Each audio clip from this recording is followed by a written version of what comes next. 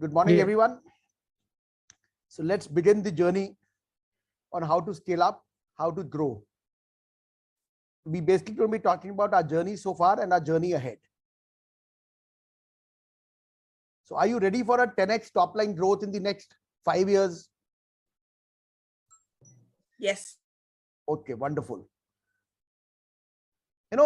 Again, I was just mentioning that the power of compounding keeps on amazing me every time that I try to when I would come back to it. So we were doing some calculations for this presentation and for our own business plan that we were making.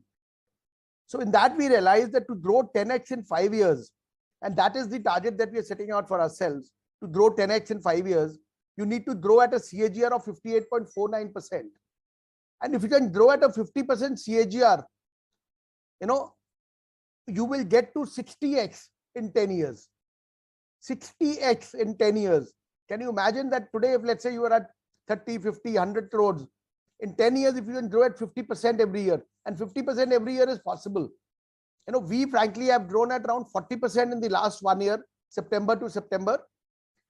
And there has been no contribution by MTM so far. MTM, the market is at the same level or slightly lower as compared to the last year. So actually it is possible to grow at 50% every year. And if we can maintain that momentum for 10 years, we'll be at 60x. That is the kind of growth that you can expect. So, but are we ready for that kind of a growth? Because what has got us here will not get us there. So that is something which we need to understand and which we need to ask ourselves. So let's understand how to grow your business. The first thing is we'll never be ready. So we just have to start. The idea is to start, because we'll always keep on thinking, okay, I'll do it tomorrow, I'll do it day after, let this get completed, let that get completed, but we'll never get ready. So we must start. And don't let small beliefs hold you back from big dreams. Like I said, 60x in 10 years is possible if you can grow at 50% every year. Even if we don't grow at 50%, let's say we grow at 30%, the kind of growth that we can get in the next 10 years is going to be amazing. And next 10 years, what we were discussing just now also, are the next 10 years are the India the years. We are going to be reaping in the chronological lottery. We're at the right place at the right time. So we must try and plan for the growth. The first step towards getting somewhere is to decide you're not going to stay where you are. JP Morgan made this wonderful statement. So we must decide that we are not going to be staying here. We're going to be moving ahead. And take the first step in faith. Don't have to see the whole staircase. Just take the first step. This is what Martin Luther King said. And why grow? That is the question that we need to ask. A lot of people are just satisfied with what they are having currently. They are contented. Why should they grow? That is the question that they need to ask. So let's ask ourselves, why scale up? The first thing is because you can. Business is like riding a bicycle. If you stop pedaling, you will fall down. So you have to keep on pedaling. The first thing which comes out there is that you have to grow. We actually owe it to ourselves. We owe it to the community. We owe it to the nation. We are in the business of wealth creation. We are in the business of helping people achieve financial goals. And we have the ability to do it. So we owe it to the nation. We owe it to everybody that we should be able to create wealth for them. So that is why we should do it. The second thing is the benefits of economy of scale. Once we start growing, you'll suddenly find that the benefits of economy of scale are coming in. Your expenses are not going to grow at the same level. So that is what is going to happen. Next is the power of compounding. Once you start growing, we've seen the journey from, we virtually started at 0 5 years ago, and today we are at, let's say, 140, 150 crores. The kind of jump which comes in earning is amazing. Is something that actually we had not planned or thought of.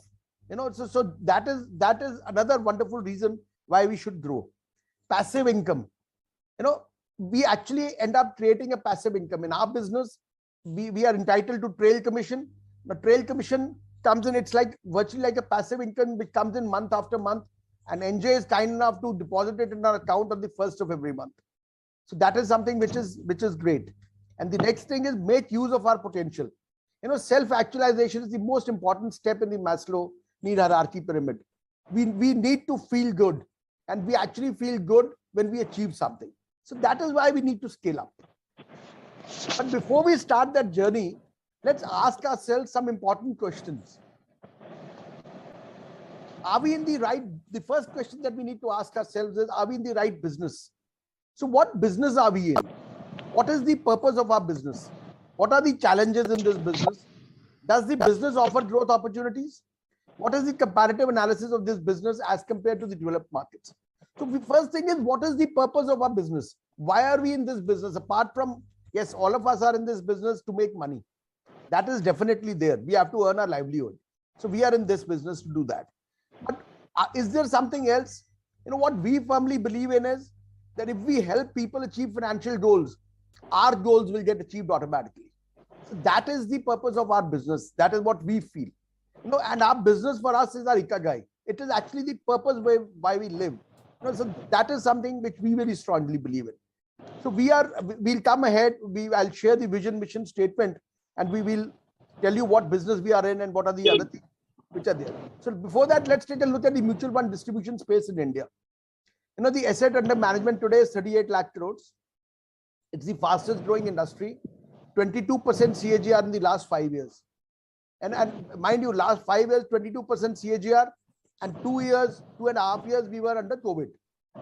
Only 3.2 crore plus individual investors have invested, only 2% penetration. Mutual fund AUM is 14% of India's GDP. The world average is 63%. So the penetration is obviously going to increase as we go ahead. The total number of ARNs, MFDs, are approximately only 1.25 lakhs. And in the next slide, I'll show you that again, the Pareto principle applies here also. Almost 80% of the contribution comes from 20% of the ARN holders. So with 140 crore population, 75 crore people have bank accounts, 29 crore people have PAN cards, but there are very, very few MFDs. And all the MFDs which are there are basically concentrated in the metros and the top 10 or top 20 cities. If we go into the interiors, there is virtually no MFD which is available. So there's an under-penetrated financial market, and this offers an immense opportunity for the MFD in the financial distribution space.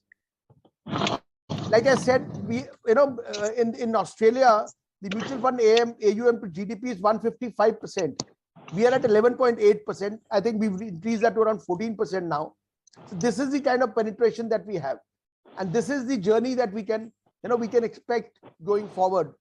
That we'll in the next 10 years, maybe we'll reach around 25%, 30%. That is the kind of penetration that we'll have.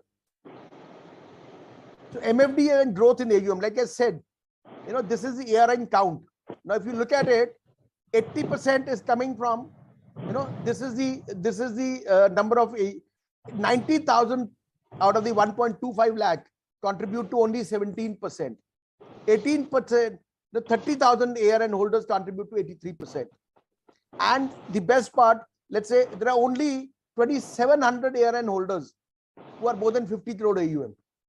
And there are only 1,200 ARN holders who are more than 100 crores. So actually there is no competition at the top, and they are the ones who are growing the maximum. So that is where we need to aim at. Like mutual fund penetration. Now, if you'll see, maximum is 42.43% mutual fund AUM comes from Maharashtra. Now, states like Punjab, Haryana, Rajasthan, all these states, Kerala, Tamil Nadu, also for that matter, Andhra Pradesh, Telangana, the percentage contribution is very, very less. So there is a huge potential which is there. Why? Because the penetration levels are very, very low. So what should be our business model? There are different kinds of business model which an MFD can adopt. They can be a strategic tie-up. They can be an agency model, national distributor, sub-broker, like what we are with NJ is the national distributor. We are the sub-brokers, or individual registration with the AMCs. Each of them has its own advantages, disadvantages. But I think all of us found value in what NJ is providing us. So we went ahead and did what we did with NJ. Do we have the right solutions? Now, that is something which we need to ask. Can we provide the right solutions? Do we have the skill set? Do we have the knowledge to provide the right solutions? Do we have access to the products to provide the right solutions to our clients? What problem are we solving? What or why? This is something which is very important. What or why is something which is very, very important. Why is somebody investing? And normally what happens is we concentrate on the what is the product which I should offer, but we don't concentrate on the why. But this is something which we found that yes, why is something which we need to address. Whom are we representing, the client or the manufacturer? Normally we are so involved in selling a particular mutual fund from a particular AMC that we forget that what is the client requires. So we need to understand what the client requires and offer a product which fits in with the requirement of the client. So we have to be clear which side of the table are we sitting on. We always have to be on the client side of the table. What perception are we creating in our communication? Are we a product seller or a solution provider? Whatever communication that we do with our client, whether it's personal communication, it's a verbal communication, it's a written communication or a graphic that we are sending out. What are we saying? Are we a product seller or are we a solution provider? That is something which will register with the client. How is a client perceiving us? बहुत बार होता है यार, वो बोलता है आप जाते हो मिलने यार, वो he may be thinking कि क्या बीमारी आ गई यार, अब ये मुझे आके कुछ बेचेगा, and which I may also not require. Or does the client look forward to your visit? Or does he come out and ask you to come and visit him more often? Or does he question you, or does he always ask you for whatever requirement that he may have in terms of financial products or in terms of other things? So how is our client perceiving us? Is he perceiving us as a nuisance, or is he perceiving us as a solution provider? How do we seek attention, quality or quantity? There are a lot of people who just keep on bombarding WhatsApp messages and other kind of things, but are they providing quantity or are they providing quality content? That is something which we need to look at. We should be aiming at providing quality. Are we creating a pull or a push? Are we trying to push a product to a client, or is the client getting pulled by what we are offering? That is something which we need to look at. And do we have the right team? This is something which is very, very important. Why? Because a lot of people are scared of building the right team. So why build a team? The first reason is start buying what you're selling. So what are we selling? We are selling our knowledge. We are selling our time. We are selling our conviction. So once I start buying what I'm selling, when I engage a team member, I'm actually buying his time, I'm buying his knowledge, I'm buying his conviction in the market. That is the time when actual wealth will start getting built. Second is passive income. I can't do everything myself. I have only 8 hours or 10 hours in a day. If I need to grow, I need to have other team members who can also contribute. Third is the hourly rate. I think we must understand, we must ascribe a value to to what we are giving. Have you ever thought that what is our hourly rate? Is it 1,000 rupees an hour or 2,000 rupees an hour or 5,000 rupees an hour? What is the hourly rate that we want to ascribe to? And if we are not getting that value, because what is going to happen is, if we don't have a team, we'll be troubleshooting all the time. I may not be fit for everything. I may be fit for a bitter thing, and my team member can do the routine work. Now, what has happened over the years is we've tried to build a relationship with the customer like that. For routine matters, he talks to my team. He doesn't talk to us. Even only if he wants to talk about strategy, about changing goals, about other kind of things, or about a review, then he'll come to us. But for routine matters, he'll just talk to a team member. What we've done is we've created WhatsApp groups. That WhatsApp group, typically there'll be the investor, there'll be let's say the investor's spouse, in case they are doing it jointly, there'll be us, and there'll be a team member, the customer relations executive who's there, and any message which has to come, has to come to that WhatsApp group, and the team member will address that query which the person which the investor has. In case he doesn't address it, then we'll step in. So what values and skills do we want in a team? That is something which we'll address later. We strongly believe in this quote which says that you don't build a business, you build people, and then people build the business. So we need to build a team, and that team is going to build the business for us. So do we know, our next point is, do we know our customer beyond KYC? What exactly does the client want from us? Do we understand their requirement? Do we understand their pain points? They may have a lot of pain points. Do we understand that? Do we understand the goals and aspirations? Do we understand the client's needs? And are we fulfilling all of them? Now that normally what happens is we just stick to KYC. We just stick to basic form, basic budget. Okay, what is it? What is the investable surplus? And that is it. But do we understand more than that? What exactly is this requirement and what exactly are the aspirations that the client has? And are we able to fulfill those aspirations for the client? See, it is, you must ask yourselves, what is it that you expect when you go to meet a professional? You know, whether it's a lawyer or a doctor or an architect. You know, what we expect is that the professional, the doctor, for example, he should listen to us. ये नहीं कि मैं मेरी सुनी नहीं, उसने अपने बोल दिया हाँ तुम्हारा सिर दर्द हो रहा है तुम ये दवाई ले लो. But we want him to listen to us. We want him to go deeper into the problem. We want him to relieve pain for us. Whatever is my pain point, we want the doctor to relieve that pain point for us. Now we want the doctor also to keep confidentiality. We don't want the doctor to be sharing my problem with his friends or with his colleagues or with other people. We want the doctor or the professional to provide us value for money. You know, and finally we want that the doctor should be updated about the latest developments. नहीं कि ये नहीं कि उसको मालूम ही नहीं कि अभी क्या latest developments हो रही है, what are the new medicines which have come in, what are the new diagnostic techniques which have come in, and we want the doctor to diagnose the entire problem very well, provide the right medicine, and do counseling for me. You know, because counseling is something which really helps, you know, to alleviate my pain, my fear, and all those kind of things. Now that is similar to what we need to do. Are we listening to the client? Are we relieving the pain points? Are we keeping confidentiality? Are we giving value for money? And are we updated about the latest developments? Now that is the first thing that we need to ask ourselves before we can actually start looking at, okay, are we ready for scale up or not? Like I said, what has got us here will not get us there. So what do we need to do? What is the action that we need to take? The first thing is we need to write down a business plan. 5 years from now, 10 years from now, 15 years from now, where do we want ourselves to be? And let me tell you, however ambitious you may be, whatever your biggest dream may be, you know, you will still write down a plan where you'll be not targeting the amount, you know, the corpus or the business that you can actually achieve. You know, because compounding is something which we really don't understand. Frankly, when we started off in the last 1 year also, 1.5 years, we were looking at doing 10x in 10 years. Then when we started actually writing down the plan and doing the numbers and doing the figures, so we said, why not 10x in 5 years?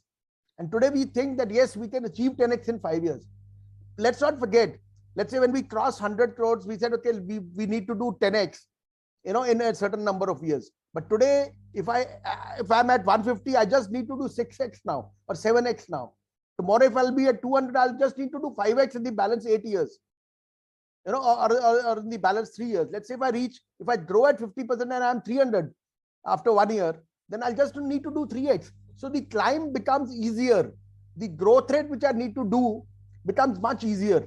The addition which I need to do becomes much easier. So we must aim big. Let's dream big. Let's develop a corporate mindset. Next is create a brand and a logo. Like we create a brand and a logo. Sahayak Associates is a brand.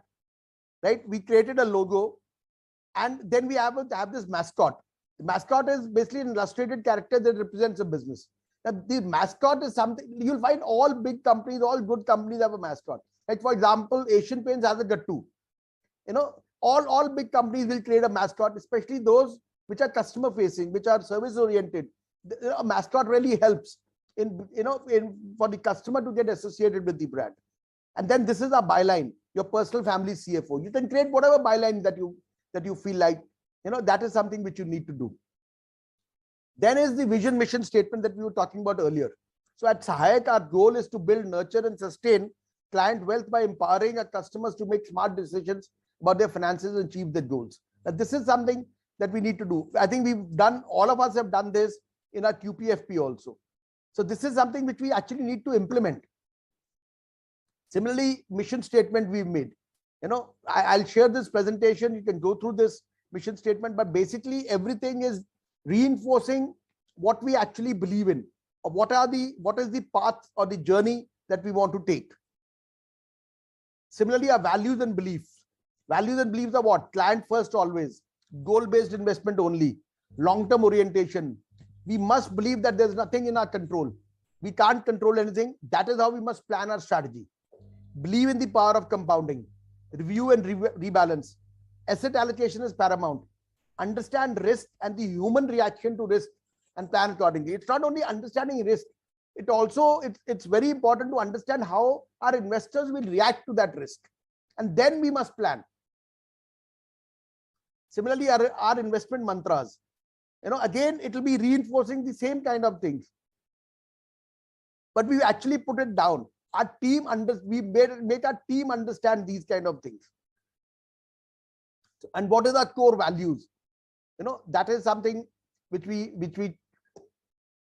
try to share with our team and try to ask them to implement this. One of the core basic things that we believe in is that we are investment partners. We are not service providers. Our endeavor is to promise less and deliver more. We shall always honor all our commitments, come what may. We believe in zero debt and strictly recommend zero leveraging to our clients. We have a long-term outlook, no short-term orientation, believe in zero speculation. And this is the basically the core values that we try to live by. And next we come to, are we investing for continuous growth? So we need to invest for continuous growth. The first step is what we've understood and what we've tried to do is how do you allocate your gross income? Now, typically in our MFD business, and this is true for other businesses also. In other businesses also, there's a certain percentages which they maintain to allocate to various kind of expenses so that the balance can be maintained. If you want to grow, 10% of your gross income should go towards office rental and upkeep. 20% should go to staff expenses and travel. 5% on CRM, customer relationship management, something which is very, very important and which actually pays a lot of dividends, but we don't see the immediate impact. 5% on marketing, 10% on learning and upskilling, attending seminars, buying books, buying subscriptions. We need to buy a lot of subscriptions. We already do it. We all of us have done NextGen, Masterstroke, all those kind of things. So approximately 10% of the business has to go towards, attending seminars. For example, the Morningstar conference that we attending. Similarly, the other conferences which keeps on happening. But there's a lot of learning which happens in those conferences. And 20% we talk as business SIP, we must do, and 30% withdrawal and personal expenses we must do from a business. Let me tell you, if we can maintain this kind of a allocation to gross income, we'll always keep on growing. There'll be no dearth of growth that will happen. And each of them is important. Identify things that we will not do so that you can reduce choice. So what are the things that we will not do? We have to understand that not everyone is our customer. It is earlier when we started, we were looking at koi bhi aa jaye to hum usko apna customer banate the. But now we say no. We say no to a customer who we feel is not open to our advice, who we feel will not fall in line or will not follow the process that we're wanting the client to follow. Identify products that we will not sell. Like, let's say we will not sell derivatives. So we don't advocate those products. Basically, the products that we try and sell are the products that we ourselves invest in. जहाँ पे मेरा अपना personal portfolio invested है, जहाँ पे मेरा अपना corpus invested है, we try to sell only those products to our clients. Skills we shall not look for in a team. Not that skills what we will look for, but skills we shall not look for in a team. I'll come to it later in the presentation. Processes we will not follow. Things we shall not do to advance our business. Like for example, we will never give any commission to anybody to advance our business. A lot of chartered accountants, a lot of other people come to us and say that, okay, we'll give you a reference. You please share the earnings from us. We will not do that. We feel that we are providing value and what we are getting is the value that we require. Like for example, we will not do that kind of a thing at all. Whether it is insurance business or whether it is financial products, other financial product distribution business, that is something which will not do. That is something which we've decided and we try to follow that. Next is standardize. If you want to grow, we have to standardize the operations. We have to make SOPs for everything. And the SOPs for everything is right from prospecting. How will we do the prospecting? What is the first message we'll send to a prospect? What is the follow-up letter we'll send? What is the information that we'll seek? everything has to be, there's a template which is there for everything.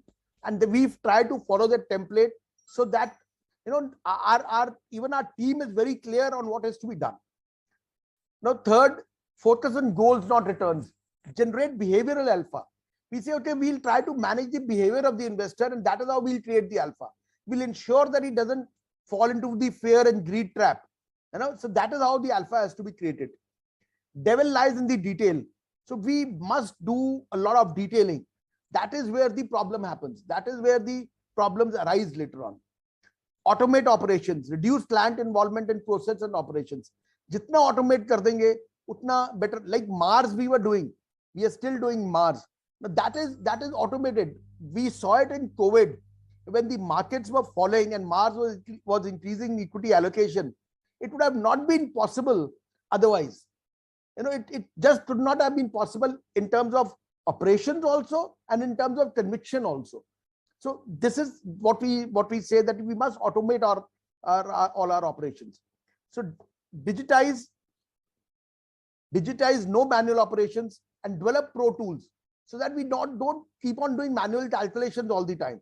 So we've been lucky that QPFP has provided us a lot of pro tools. Then there are other, like NextGen provides us a lot of pro tools and templates. MasterStroke provides us a lot of pro tools and templates. We must use those pro tools and templates. Next is predefine the planning and review process. Follow schedules. Like at the beginning of the year, we actually make a calendar for each investor, based on the category that he falls in. What is going to be my review schedule with this person? Then okay, fine. For this client, once in 6 months, a review has to be done. Then we say, okay, it has to be done in the month of October. Then September onward, we'll start talking to that investor and say, okay, let's fix up. Now, whether it is in person, in Zoom, whatever, but the calendar has to be fixed. Diversify. Have different business verticals: debt, mutual fund, PMS, direct equity, insurance, estate planning and will writing, tax matters, advisory. This has to be the different verticals that we can do. Again, in terms of client segments also, millennials, retirees, women, Gen X, then you can go further, doctors, architects. You can concentrate possibly wherever you have access, wherever your network makes you reach. Look at that segment. NRIs, again, is a wonderful segment. Some of us are really specializing in NRIs. Again, a wonderful segment, big ticket, high net worth, investors you can get through that. But we need to segment our clients. We need to actually do some research and say, okay, if I have 500 clients, let's categorize these clients and then see where are we weak and can we develop that further. Different asset classes: equity, debt, gold, art, commodities, real estate. These are different asset classes that we must look at. Products, PMS, loans. We've actually started doing a lot of LAS very recently. Anybody who wants to redeem for short-term requirement of money, we recommend LAS to that person. And LAS can also be a lot of revenue it can generate for us also. AIF, pension products, derivatives. Now, derivatives is something you don't do and we don't recommend, but it is mentioned here only for the purpose of illustration. Then geographical spread. You'll be quite surprised to note that only 40% of our business comes from Chandigarh. Balance 60% is coming from Delhi, Bombay, Pune, Bangalore, abroad. That is the kind of geographical spread that we have. That is what we do. Then different skill sets. Does our team have different skill sets, or are we all of the same skill set? Like for example, Puneet and me, my partner Puneet and me. Puneet is a specialist in insurance. I am a specialist in equity, right? So we complement each other's skill set. Build a team. No, why build a team? We'll actually start growing when we make ourselves redundant to the organization. When we are no longer required for the organization, that is the time when you'll see the actual growth will start happening. That is the time when you'll see the actual multiplication of your business will start happening. And when you're building a team, hire the best. There's an old saying by David Ogilvy that if you hire people bigger than you, you become a company of giants. And if you hire people smaller than you, then you become a company of dwarfs. So the choice is yours. Like we firmly believe in this, that we engage only professionals, technically qualified people, honesty and integrity, self-control, delayed gratification. These are some of the things that we look for when we look for in a team member. Treat your team members as your partners. Don't treat them as an employee. Treat them as your partners. That is when they will believe in your goals, when they'll become a part of your goals. That is the time when actually your growth will start happening. Pay them well. There's an old saying which says that if you give peanuts, you will only get monkeys. So you have to pay them well and provide the right incentives. Give them the right incentive for growth. Give them the right incentive so that they can also put in that extra effort. Ensure that continuous learning and training programs happening for them. Provide your team an opportunity to grow. Now, this is something which is very important. You have to provide, when you engage an employee, you have to make you have to explain the structure to him. You have to explain the growth path to the employee. Okay, this is how you will grow. I will show you going forward. There's a slide in which we say, okay, this is the growth path that we try to follow for the employee. Soft skills are very important. Empathy, sensitivity, commitment, focus, open-mindedness. Now, these are some of the skills that you have to look for when you're trying to recruit an employee. EQ and IQ. Now, IQ is something which we all look for. But what is equally important is EQ. EQ is emotional quotient. Does he have the right soft skills? Does he or she have are they empathetic? Do they understand or do they empathize with the goals and the requirements of the client? Are they sensitive to their needs? Are they sensitive to their pain points? Now, these are the kind of things that we require, because in our business, this is something which is very important. I think it's important for any business. Recruitment. Now, what we do is, I'll just tell you briefly what we look for and what we do not look for in employees. For example, these are the specifications, job specifications that we have. For a customer relation executive who looks for investments, this is the job responsibility. We've laid out the job responsibility, and this is the job requirement. A minimum college degree with 2 to 3 years of experience within the financial management industry, equity investments, insurance, etc. Have a good understanding of core business concepts and certification course in investment and financial markets. Must be a self-starter with passionate, positive, and enthusiastic attitude. Excellent communication, presenting, and reporting skills in English language desired. Expertise in Microsoft Office product, especially Excel. Have access to a laptop, personal conveyance, and smartphone for work purposes. Now, this is something which is very important. It may not be important in Bombay, where, let's say, personal conveyance may not be important. But in a place like Chandigarh, this is something which becomes very important. Is willing to work and travel according to the client schedules and routines. Though we encourage people to, yes, take the Sunday off and not to work on Sunday, but in case a client requires a meeting on a Sunday and it's an important client, we will say, okay, fine, we'll always adjust our schedule accordingly. Similarly, for insurance, we have this job responsibility and the job requirements clearly laid out. So what do we look for in employees? The first thing that we look for is integrity. Now, this is something which we do not compromise on. Integrity is paramount. This is something which is very, very important. The next thing that we look for is fire in the belly. He should have that, he or she should have that desire to go out and achieve. They want to do something in life. That is something which is very important. Confidence and conviction, whatever is their belief, whatever is their goal, do they have the confidence and the conviction to be able to achieve that goal? Then communication skills, again, something which is very important. Critical thinking and problem solving approach. There'll be two kinds of people. One who will be a problem solver and one who will be an excuse generator. He'll always keep on giving you excuses. And second person will always keep on trying to solve the problem. So we do not want a person who's always giving us excuses. We want a person who's solving a problem. Time management, again, very important. That he should be able to schedule his time accordingly. There has to be a work-life balance. But so time management becomes very important. We want a person who's a self-starter. Not that every time मैं डंडा लेके उसके पीछे पड़ा रहूं, ऐसा नहीं चाहिए. Self-starter चाहिए. Flexibility है कि नहीं? Is he rigid on his ideas? Is he rigid on his thought process? That is something which we don't want. We want flexibility. Digital literacy. Is he literate in terms of, does he have digital literacy? Is he familiar with social media? Is he familiar with all the digitization which is happening? Is he comfortable with UPI? There are a lot of people who are not. But, we need somebody who's comfortable with all this. Eagerness to learn. He should have this desire to learn. Yes, I am a continuous learner. I need to keep on learning. The next thing is what we do not want in our employees. lack of interest and enthusiasm. If he's not enthusiastic, sorry boss, nahi chalega. Procrastination, you'll always find there are some people who keep on delaying doing something. This is again something which we don't want. Tardiness and absenteeism. There'll be some people who are regular, उन्होंने हफ्ते में महीने में 2-3 छुट्टी लेना है. Now this is something which we don't encourage. Declining performance due to, it can be for any kind of reason. Stress and workplace negativity. There are some people who are always negative and there are some people who are always positive.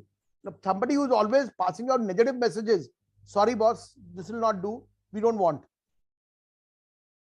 So what is our compensation structure that we typically have? Now this may vary across cities and across geographies, but this is something that this is the compensation structure that we have.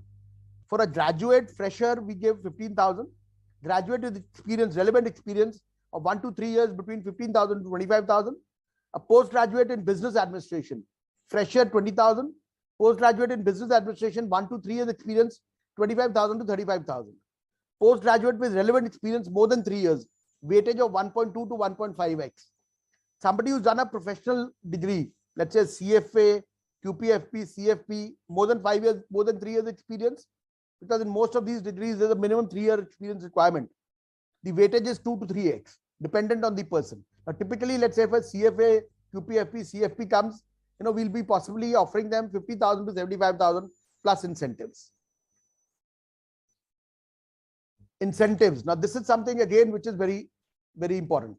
I'll come to see what is the organizational income chart. So what we say is this is our income chart. Now this is per quarter. Now typically in mutual fund sales we get 150 rupees per lakh every quarter. Life insurance we said 25% on the premium. PMS 360 per lakh because it is health PA, health insurance personal accident 15%. Sovereign gold bond 0.5% on invested amount. AIF 1.5% on invested amount. LAS 0.35% on loan amount. Agent recruitment, because we also follow the agency model, 1,500 rupees an agent. P2P lending, 0.75% on invested amount. Now, what is the threshold limit? I'll explain the threshold limit in the next slide. If an employee, normally a 0 to 6 month old employee will not get any incentive, but still, let's say the threshold limit will be 1.5 times, 6 months to 1 year, 2 times, 1 to 3 year, 2.5 times, and more than 3 year, 3 times. Now, what is the threshold limit? See, what we say is, let's say the salary of the employee is 30,000. So quarterly CTC comes to 90,000. So threshold limit is the number of times that he needs to earn before he becomes eligible for the incentive. So total cost to the organization is 2,70,000. Now he needs to earn 2,70,000. That is the threshold limit before he becomes eligible for the incentive. So let's say just to illustrate, let's say a mutual fund net sales he does of 1 crore in a quarter. So multiplier is 150, what we had shown in the earlier slide. So the total income generated is 1,50,000. Similarly, in life insurance, he collects a premium of 1 lakh. PMS, he does 100 lakhs. 1 crore ka leta hai. Health PA insurance, 25,000 ka premium. SGB, 5 lakhs. AIF, 1 crore. LAS, 5 lakhs. So this is what is the income that we are getting. The total income generated is 3,77,250. So total incentive will be total income generated minus total cost to the organization, which is the threshold limit of 2,70,000. So 3,77,000 minus 2,70,000 into 50%. That is, we are sharing the 50% of the additional income with our employee as an incentive. Now this 50% can be, it can be up to you. You want to do 25%, you want to do 30%, you want to do 50%, whatever you want to do. That is the kind of structure that we have. Now this is the structure which also NJ follows. NJ follows a similar structure for its own employees. So we had picked up this structure from NJ actually. So, and then we also have an incentive based on quality parameters. Now, for example, let's say somebody who clears an NISM exam, so we give 20 points for that. Let's say if he's cleared 3 NISM exams in the quarter or the year, so he gets 3 points. Upskilling training sessions, they have to attend upskilling and training sessions. Now, if they attend, they get 10 points for every session that they attend, and 5 hours of video per month. Now, there's a basic thing that they have to do. They have to attend a basic number of sessions, and beyond that, they get that. Then client visits, minimum 15 visits they have to do. After 15 visits, they will get these points. Physical visit, you get 5 points. A Zoom visit also we do 5 points. This was during COVID, but now we're going to be changing this. Portfolio review with client, you get 1 point. Lead generation, they have to do minimum 10 in a month. Lead conversion, they have to do minimum 5 in a month. Right? So for lead generation, there's 1 point. For lead conversion, there are 10 points.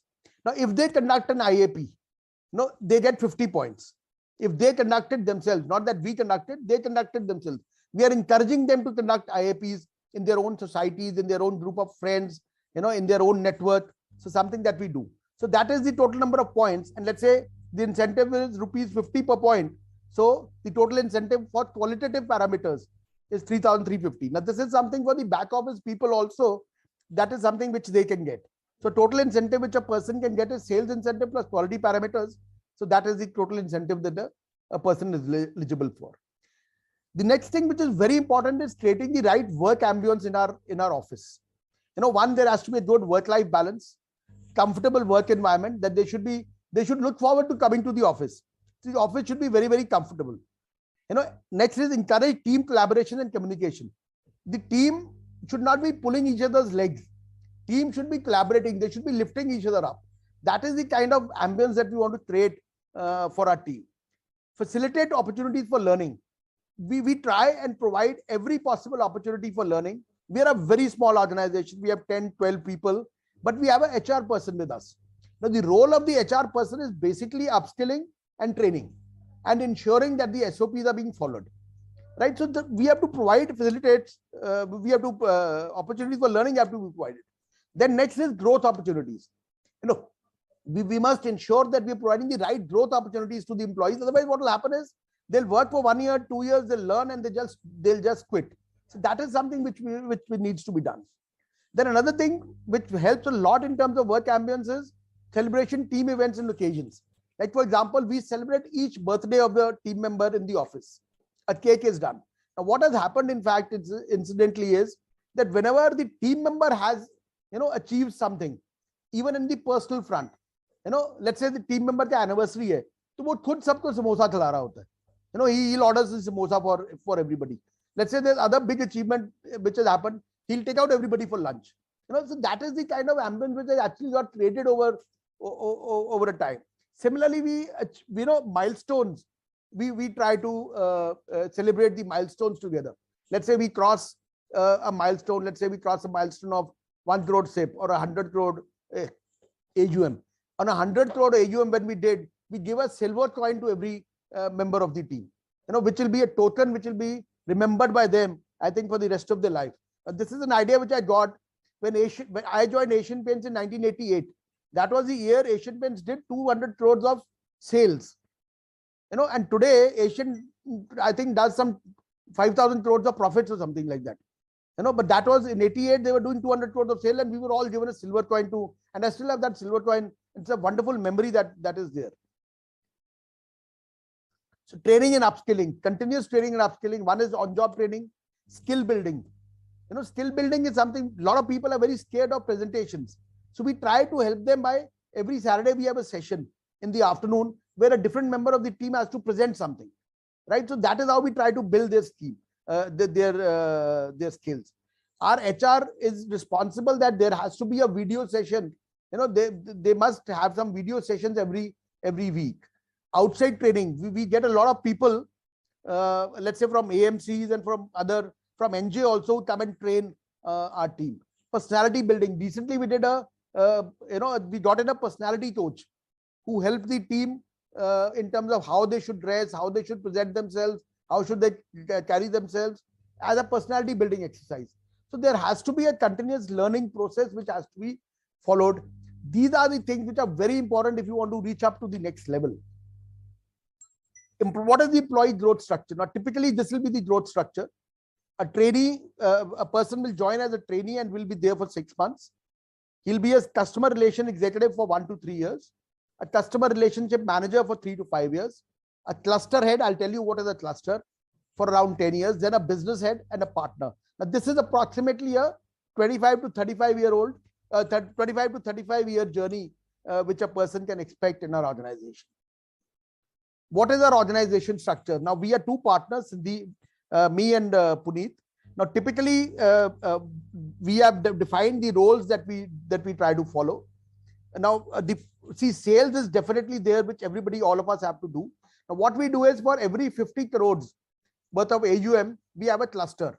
Now, typically in a cluster, there will be a customer relations executive, there'll be a back office executive, and there'll be a trainee or no, somebody who's just been recruited and who will provide the bench strength and who will also go on to take on the role of a customer relations executive or a back office executive with the time to come.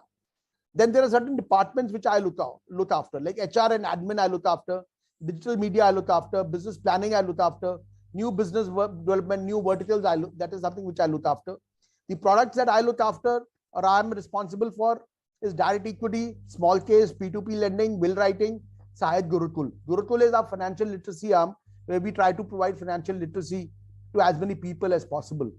Now, Puneet again has 2 clusters. I have 2 clusters at the moment. Right now, we are planning for the next 2 clusters. That is how we'll do. Possibly, we'll promote one of our people as cluster head, and he'll be looking after 2 clusters. So, departments which Puneet looks after is sales, insurance, mutual funds, and research is something which I look after. It's come here. Then products that he looks after is mutual funds, insurance, and PMS. So this is how we divided the responsibilities between us. So learn and upskill, like we was mentioning, learn and upskill is very, very important. This is there's this 10,000 hour rule. They say that actually, if you want to become an expert in something, you should spend 10,000 hours. Even for Sachin Tendulkar or Anil Kumble or anybody, look at the best possible sports person, right? They need to spend 10,000 hours in training, in learning before they become an expert in something. So we also need to spend 10,000 hours in training and upskilling in our lifetime. Next is invest in knowledge and skills, professional qualification for self and staff, like we've done QPFP. We are doing some other professional qualifications also. We encourage our staff to do professional qualifications, to take the NISM exams. And every time a staff member clears the NISM exams, we give him a small, we pay for that exam, and we also give a small raise in salary. And if the person fails, then sorry, nothing. They have to pay for their own exam then. Join knowledge platforms and networks, like we've all done. We've done, we've joined NFP, we've joined Masterstroke, we've done NextGen, all those kind of platforms we've done. Paid webinars and subscriptions. Build conviction levels of staff, self and team. See, like I've always said, our client is not buying, what is our client buying? Client is buying our conviction in terms of the markets, in terms of financial goals, and what they can achieve. So we need to build the conviction levels of ourselves and for the team. And the best way to build conviction level is to have adequate knowledge. Knowledge helps you to build that conviction. Learn. We try to learn from who have done that and been there. That is what we always try to do. We try to learn from people who are bigger than us, how they managed to achieve, how did their journey go. So that is something which we need to do. We cut out the noise. Like we don't get bothered by short term, what the market is doing, what is happening in the market. That is something which we try to avoid, and we encourage our team also to avoid. Then read books and blogs. I'll come to the read books and blogs also.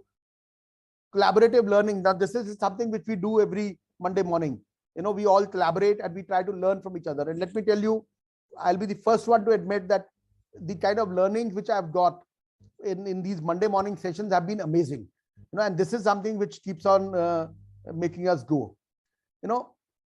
Read your Bible well. These are some of the books which I've mentioned. I'll share the presentation with you. You can go through it. In investment management, behavioral finance, practice management, self-improvement. These are some of the books which you should read and encourage your team members to read.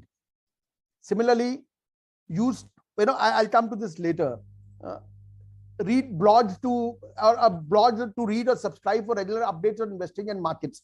I've listed out 10 blogs which I feel everybody should subscribe, and all these blogs are free. We don't need to pay any charges, and this is something which we must subscribe to and to keep ourselves updated. We found them to be very, very useful. I wish everybody could do that so that they can gain a lot of knowledge. Next is look good, dress smart. Have a uniform. We have a uniform for all our staff members. So we always encourage, we don't allow casual dresses. We don't allow jeans in our office. Our staff members always say that, okay, at least on a Saturday, please allow it. But we say, sorry, no, we have to put forward our best, image to all our clients. We need to be formal with our dress. So that is something which we always encourage. So adopt the following strategy: a client first policy, deliver what is best for the client and not what is best for us and what we are comfortable with. His goals are important, ours are secondary. Consistent communications, be very, very consistent in your communications, stories, numbers. Now that is something which you need to be very, very consistent. Not कि एक बार हम कुछ बोल रहे हैं, अगली बार कुछ और बोल रहे हैं. Financial hierarchy is very important. We always tell our clients, we always tell them that, okay, please follow a financial hierarchy, have an emergency fund first, then health insurance, then term insurance, personal accident insurance, and after that you start your investment journey. Please do not start your investment journey before you've completed these 3 steps. Increasing use of technology, be proactive, build a brand, use the right platform, set growth parameters.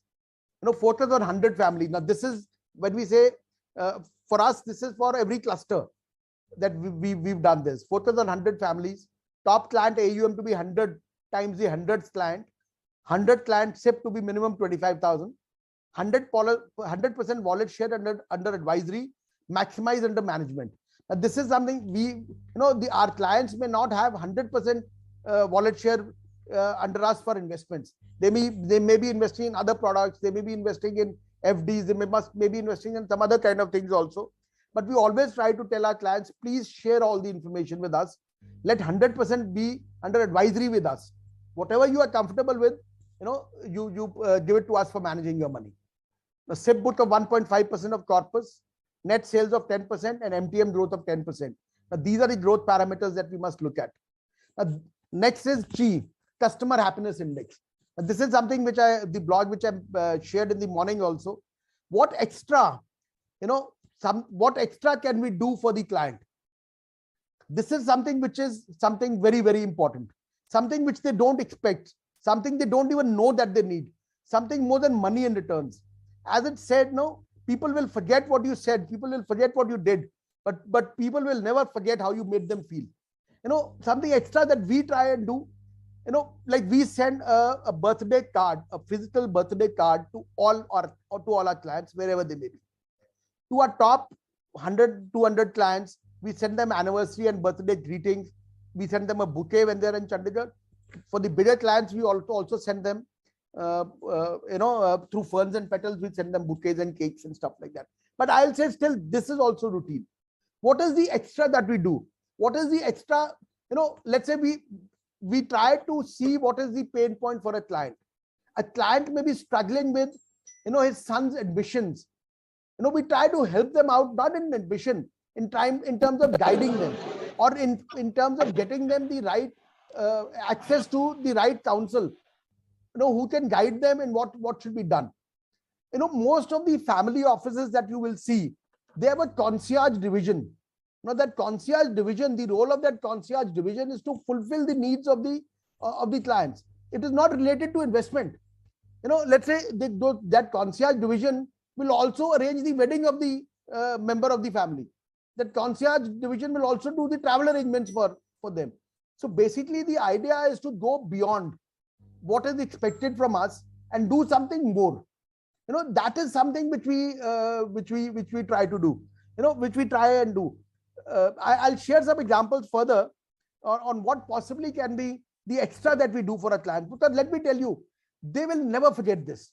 They will never forget whatever you do extra for them. Routine, everybody is expecting. That is something which we need to do. Like, for example, I'll tell you a very small thing, but 31st July was the last date for income tax returns. In the first week of July, we sent the reports to everybody before they asked us. The P&L reports were sent to everybody. Similarly, we made sure that our team called up the people and said, sir, have you received your P&L report? Do you want any further information?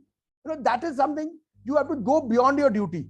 We anticipate a need and we try to fulfill that need. This is something which is very important. This is something that will make a difference.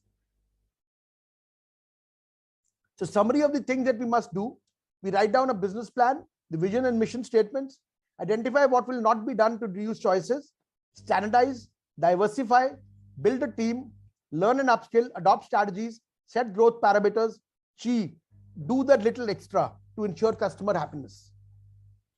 So there are 4 secrets consistent efforts, standards and processes, keep on adapting to change, create the right incentive structure for your team, and learn. Now, this is something which we have to keep on doing.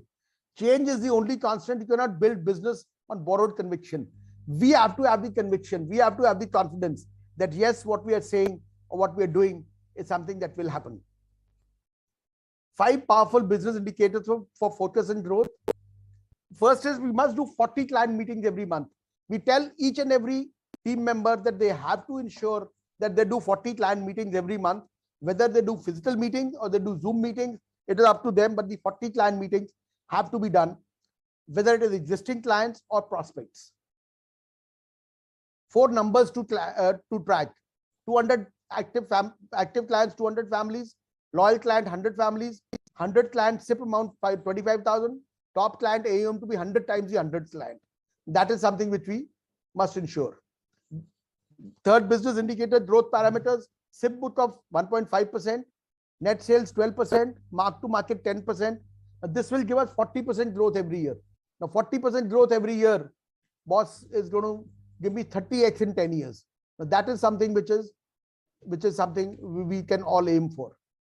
So for example, in a 50 crore AUM, SIP book should be 75 lakh rupees a month, net sales should be 12%, 6 crores per year, mark to market 10%. This will double our AUM every 2 to 3 years and will grow approximately 30x in 10 years. Now, this is again something which is very interesting, and I picked it up from a presentation by NJ only. Let's say if we aim for 5 lakh SIP every month, that we will do additional 5 lakh SIP every month. This 5 lakh SIP every month will create an AUM of 625 crores in 10 years. We'll have a 6 crore live SIP book in the 10th year. 72 crore sales will come from SIP in the 11th year. And our trail commission only from this in the 11th year will be 4.4 crores. And then this lump sum and SIP top up is not added. This is assuming 15% return and 0.7 trail. 4.4 crore trail from the 11th year, if we can do and target religiously 5 lakh SIP every month. And in this current year, we've actually been doing more than 5 lakh every month. And our target is we have to do 5 lakh every month. We're trying to see how we can increase that to 10 lakh rupees of additional net SIP every month.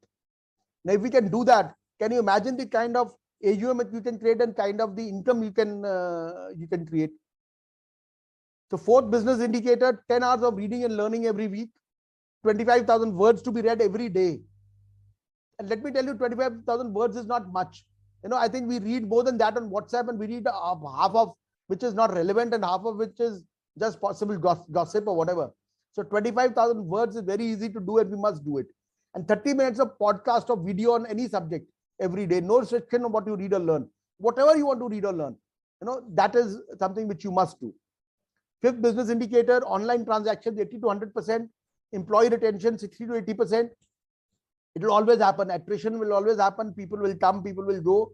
But our structure, our SOPs have to be so strong that it doesn't matter much. Client servicing, we must do client servicing 2 hours every day. Work only 8 hours a day. I wish it could be true, but hardly true for me at least. Final word, focus on process and routine. Results would come. And finally, have you done succession planning for your business? Who will look after the client goals and investments after you? Now, this is for another day, another time. So we must, but this is something which is very, very important and something which we must do for our own business. We advise all our clients to do it, but we must do it for our own business also. So summary, 40 client meetings every month, 200 families, loyal clients, 100 families, 100 client AUM, 25,000, and client SIP about 25,000, top client AUM to be 100 times the 100 client, 1.5% SIP book, 1% net sales, 10% mark to market, 10 hours of reading and learning, online transactions 80 to 100%, employee retention 60 to 80%, client servicing 2 hours every day, work 8 hours a day, sleep 8 hours every day. I wish it was true. 5 foolproof tips to take your distribution business to next level. Be an asset to your business. Have an office. I think having an office is very, very important. This is something which a lot of us miss out. And nowadays, the easiest way to have an office is to go to a co-working space and take up an office there. Build a solid team. Leverage technology effectively. and create your brand. Brand is again something which is very, very important. Subscribe to our newsletter for regular updates. Disclaimer. Thank you so much. Any queries?